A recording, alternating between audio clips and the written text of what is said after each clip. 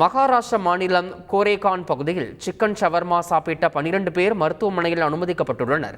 கடந்த வெள்ளிக்கிழமையன்று மும்பையின் கிழக்கு கோரேகன் பகுதியில் உணவு உபாதை காரணமாக 12 பேர் மருத்துவமனையில் அனுமதிக்கப்பட்டுள்ளனர்.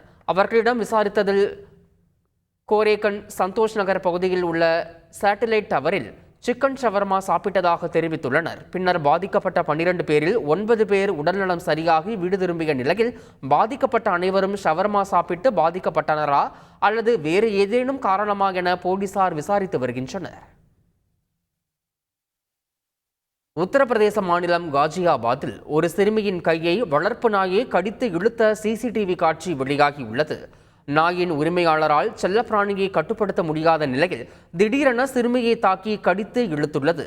சிறுமி சைக்கிள் அமர்ந்து விளையாடி கொண்டிருக்கும் போது இந்த சம்பவம் நடந்துள்ளது. சிறுமி சத்தமிட்ட நிலையில் குடியிருப்பு பகுதியில் உள்ள செக்யூரிட்டி கார்டு வந்து சிறுமியை நாயிடமிருந்து மீட்டார். இந்த சிறுமிக்கு கையில் பலத்த காயம் ஏற்பட்டுள்ளது.